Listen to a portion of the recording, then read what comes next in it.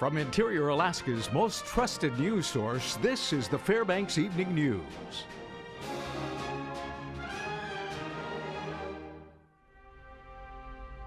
Good evening and thank you for joining us. Our top story this evening, the Fairbanks North Star Borough Assembly did not vote on an ordinance aimed at tackling the area's PM 2.5 air quality problem during last night's meeting. Now the body is now slated to discuss and vote on the issue at its February 12th meeting.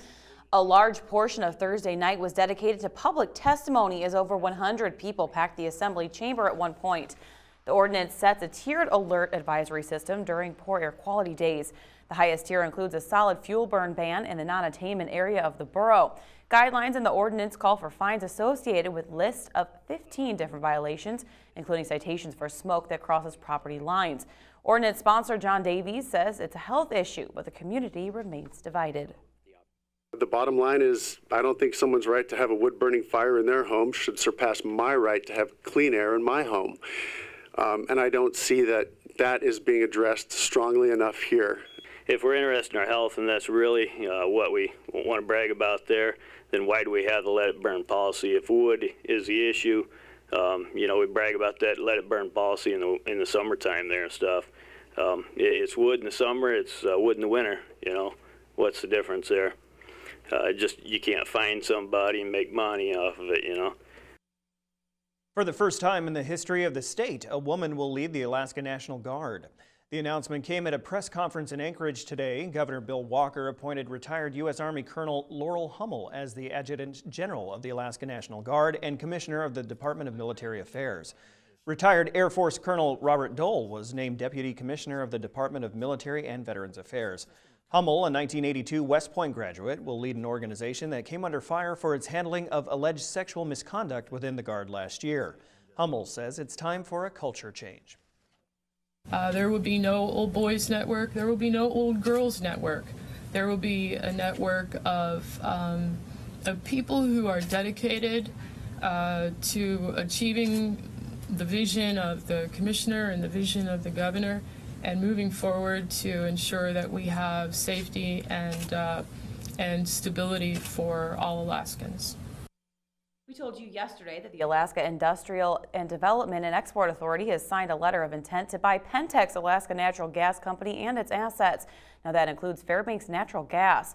The proposed price is $52.5 million. ADA officials say the investment would allow them to advance the goal of bringing affordable natural gas to interior Alaska. Questions have arisen about the idea of a state entity buying the gas company. Now, this morning, Governor Bill Walker pointed out that right now it's just a proposal, but he said something has to be done to help people in the interior. We don't believe we're in any sort of overreach situation. It's time that somebody reaches out to Fairbanks, and that's what we're doing. So any reaching we're doing is we reach out to the interior Alaska energy consumers to bring some relief to them. A vehicle fire at the intersection of Airport Way and the Steese Highway caused mild chaos for commuting Fairbanks drivers.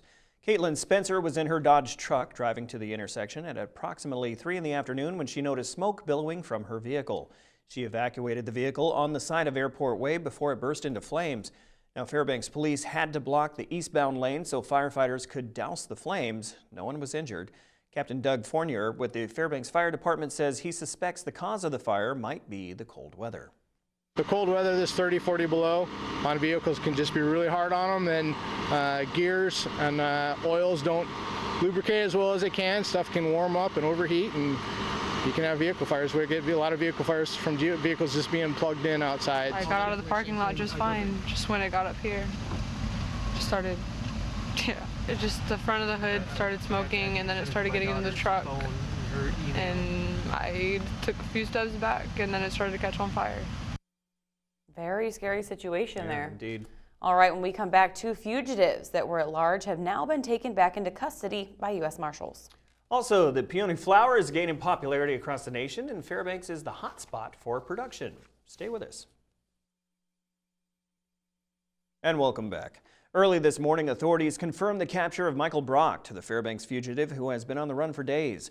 Brock was temporarily released on January 20th for a period of 12 hours following a hearing.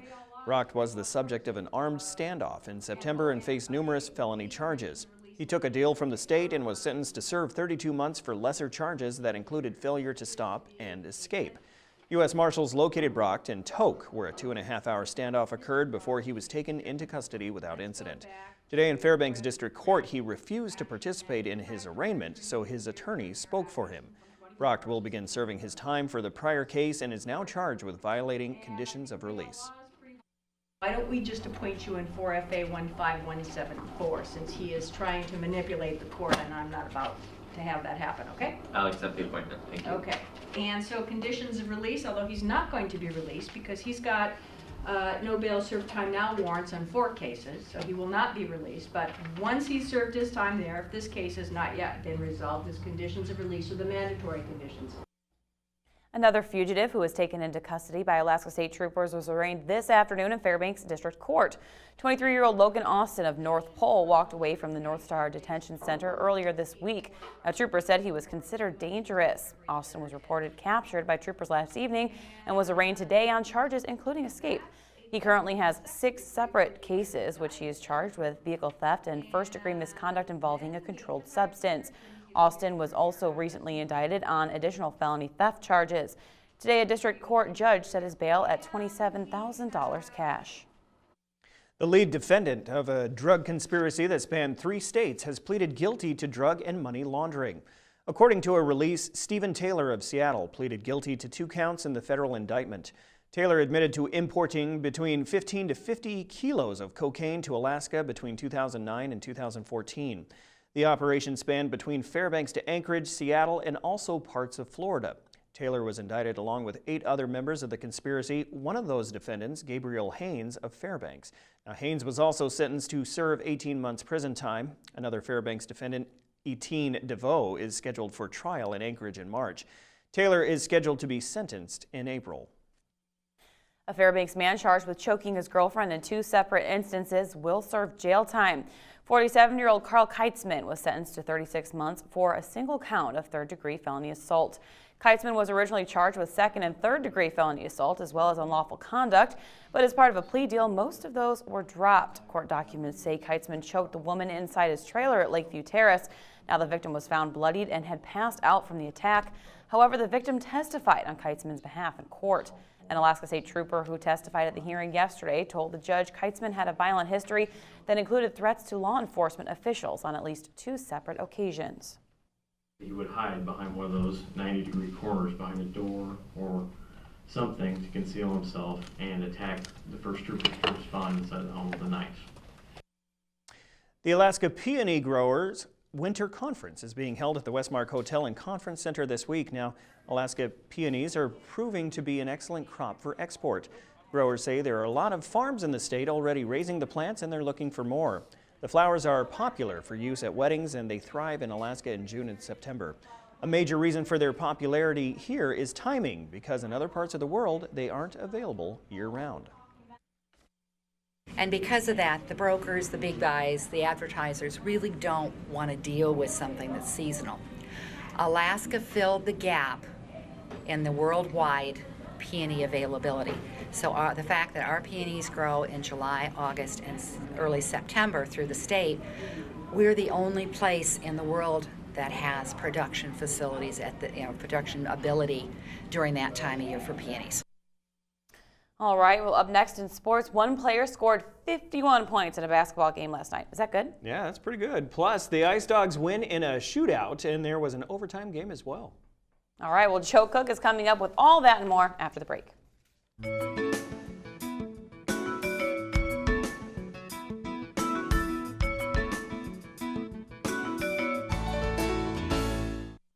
Welcome back, Interior Sports fans. Joe Cook here to get your weekend started with some local sports this Friday. Well, we all knew she had potential, but West Valley's Ruthie Hebert put on a display Thursday night. Local basketball fans in attendance, as well as Gonzaga and Kansas University assistant coaches in the stands to watch Ruthie and the Wolfpack take on the rival Lathrop Malamutes. The Wolfpack started with a stifling full-court press. They led 11-4 early on, and Ruthie, she was just feeling it. West Valley was up 37-27 at the half, and Ruthie had 27 points in the first half alone, matching Lathrop's score. She continued to go off in the second half despite a Lathrop fourth quarter rally, and she finished with a career high 51 points in an 80-71 win. Yep, 51 points. That's a state high for any player this season. Ruthie talks about her 51-point performance in front of some Division I coaches. Yeah, I felt really happy. I got rebounding. I didn't have short of breath today, and yeah, I felt really good. I just want to win, and it helps if we win in front of coaches. And I tell my team that, I mean, they're not just here to watch me, they'll watch other girls too and recommend them to other colleges too. So we all play for that, and we all play because we have a dream to win state this year, and that's our goal. In the boys' game, it was a barn burn. The second meeting between the two rivals went into overtime. Cole Burner, he led the Mutes with 25 points, hitting the three ball there. West Valley was down double digits, but Ward back in the fourth quarter. Daniel Hornbuckle, he scored a game-high 42 points for the Wolfpack. And late in the fourth, Hornbuckle, he had a chance to win it at the free throw line, but went 2 for 3 after getting fouled with 2 seconds left. It was tied 76-all in overtime. Jaden Whiteside, he hit a huge three to put Lathrop up 4, but Hornbuckle, he answered with a trade ball of his own. And with a minute left in the game, Charles Suttoff's putback ties the game 83-83. But Whiteside, he hit 2 clutch free throws with 20 seconds remaining. He finished with 22 points. West Valley, they had a chance with 2 seconds left, but Curtis White Jr., he breaks up the pass and gets the steal. And Lathrop wins 85-83 in overtime and improves to 2-0 in the MAC. Yeah, I mean, it's a pressure game, big rivalry game, so I think we knocked down basically all of our free throws in overtime, and that's basically what won us the game. Confident. We try to stay together as a team all game throughout practice yesterday and today before the game. It's extremely big since we lost to Bartlett earlier this year, so we had to. And in other high school sports action, the Galena Hawks, they defeat North Pole in a non-conference b-ball matchup 54-51. DeAndre Campbell, he led North Pole with 16 points. In Mid-Alaska Conference hockey, North Pole, they jumped on Lathrop with a 3-0 first period, and they would win 4-1. Carmen Teal had 3 goals and assists to lead the Patriots in the victory. Fairbanks Ice Dogs were pumped to open a very festive Stick It to Cancer series on Thursday night. Fans were greeted at the door by Darth Vader and stormtroopers and more. The first period, though, it would actually go scoreless, so the dancing flash mob, the first intermission in the jersey auction, that was the entertainment. The second period was bookended by goals from both teams. Adam Lovick, he warmed up the Cooley Region Shield. Then the long firm of Orville, Hetz, and Madry made it a 1-1 game at the end of 2 periods. Both teams, they would trade goals again in the third period. This game will go into overtime tied at 2 apiece after a scoreless OT. It went to a shootout. Madry and Orville provided the scoring for the Ice Dogs, and Orville, with his 3rd goal of the night, he hits the game winner for the Ice Dogs because Patrick Munson, he shut the door on 4 straight attempts. Fairbanks wins 3-2 in a shootout. The players celebrated with Atlanta Falcons football players and cheerleaders after the win. It's really special. I mean, there's so many people that are affected by it, and last year I got pulled in my one game of this, so I had to redeem myself. But I'm just happy to get another win with all the fans here. We didn't come out as we wanted to. I think we can play a lot better the first 2 periods. We step up a little in the third and go harder to the net, and then we take it home in a shootout. It was a really nice shootout goal by Madry, and we won the game. That's the most important thing. The Alaska basketball programs were winless on Thursday in road GNAT games. The women's squad, they lost their 4th in a row in a nail-biter, 74-75 to Northwest Nazarene. Their shot missed at the buzzer. Stephanie Toulson, she paced the Nooks with 19 points and 8 boards. Brianna Kirk, she added a career-high 15 points. The women, they will face Central Washington on Saturday. And the men's team, they fell to Simon Fraser 71-79 for their 6th straight loss. The Clan never trailed. Niang Sango had a game-high 23 points for the Clan. Alex Duncan, he scores a season-high 15 points for Alaska. UAF, they will visit Western Washington on Saturday. And now we close out with the play of the week. This one comes from the Monroe faithful. They voted in large numbers. Ryan Michelle, the freshman for the Rams, scores one of Monroe's 5 goals in a big win over Delta last week. It goes in off the shoulder of goalie Drew Renaud, who's having a great year. But Michelle, he gets the goal and the play of the week. To pick the next play of the week, watch for the I-5 Interior Top 5 plays on Mondays during the weekend recap. And a last note, Saturday from noon until 2 p.m., you can meet Allie Zirkle and Alan Moore. They'll be at the Verizon Wireless store on 427 Merhar Avenue for a meet and greet. But that'll do it for sports tonight. Mike Schultz is next with your full weather forecast, and we'll catch you next time. Hey everyone, welcome back into the Fairbanks Evening News. Mike Schultz will once again taking a look at the weather, and it was not changed from yesterday, but we are looking at warmer temperatures over the weekend. We've been advertising this all week, and it's still coming our way. We're looking at maybe 7 to 8 degrees above zero. That's nice. And as far as our photograph for night, this one is a gorgeous one, sent in by Tom Schneider. Another super aurora for the Fairbanks area. Look at those colors, just incredible. Nice structure there. And as always, if you have a photograph to share, by all means, send it to photos@ktvf11.com. We'll be more than happy to share it with the rest of the audience. Here's your numbers. 27 below. Currently, our high today, 26 below. You can call that a high. The low last night, 39 below. Record high, 38. That was in 1985. Down to 56 below in 1947. Sunrise and sunset works out to about 6 hours and 49 minutes of daylight, a gain of 6 minutes from yesterday. And yes, once again, we have an air quality problem going on with the Fairbanks area, unhealthy for sensitive groups, and in North Pole, just downright unhealthy. So keep that in mind if you have young children or folks with respiratory problems. We'll try and get that cleared up this weekend, hopefully. What's going on across the rest of the state on the satellite and radar? You can see once again, not a whole lot. There's no real organized systems. A little bit of flow coming out of the south, helping to bring somewhat warmer temperatures over the weekend. And there are some clouds starting to move in from the northwest, so that will also help to cap the cold air that's been coming in. We'll definitely be glad to get rid of that. What's going on across the rest of the state? Well, for the most part, the rains have stopped around Ketchikan, 37 degrees. A lot of wind being recorded in the Juneau area. We'll tell you about that in just a little bit. Elsewhere, Anchorage looking at 12 degrees, lots of sunshine. Cloudy skies around Kodiak, nice along the Aleutian chain. And up and down the west coast, clear to partly cloudy skies. 16 degrees below at Barrow and 35 below at Fort Yukon. Here in the lower 48 weather, well, we're talking about nice weather up and down the west coast, and then it just kind of breaks down completely. A big system to talk about. Lots of rain over parts of Texas and changing to snow around Albuquerque, New Mexico, Minnesota, 27 degrees in Minneapolis. Showers on the Florida Peninsula. Nice weather up and down the northeast. And on the satellite and radar, you can see the snow's exiting over the northeast, but they're getting ready for another system, unfortunately. Here's the big one that's moving in across the southwest, bringing rain to Phoenix, and then, like I said, snow around Albuquerque. And things up and down the west coast are looking pretty good for the most part. The overall outlook for next week, the jet stream takes a pretty good dive down to the south, helping to pull that cold air across the Great Lakes. And then down out to the west, we're looking at nice weather, but then over the Pacific Northwest, more rain moving in back into the picture. All right, back to Alaska for tomorrow in the northern sections. Blowing snow in the Barrow area, morning flurries in Nome, and mostly clear, but more patchy ice fog around the Fort Yukon regions. Here in the interior, we'll be looking at, for the most part, mostly clear skies across the area with temperatures warming up. That's the key word, warming. We'll keep that in mind. Over southeast Alaska, there's those strong winds I was telling you about, up to 60 miles an hour in the Juneau area tomorrow, and nice weather over Ketchikan. Over to the southwest, cloudy skies at Cold Bay, sunny skies in Bethel, and scattered clouds for the Kodiak area.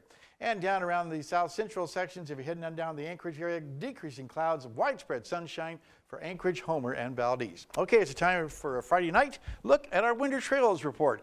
And you can see here it may be still a little too cold for activities tomorrow. However, at the higher elevations, it'll be a little warmer, and definitely warm enough on Sunday to get out and do those whatever you do with the skiing there, because I'm not much of a skier. And then skies will be sunny with light winds.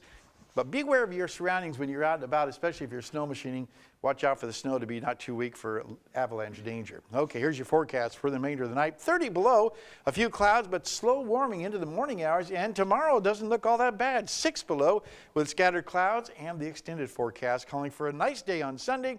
We're going to try and push to that plus mark, but right now 3 below, and on Monday definitely above 0, and then Tuesday even better. Maybe a chance of some snow for Wednesday and Thursday with temperatures cooling back down again.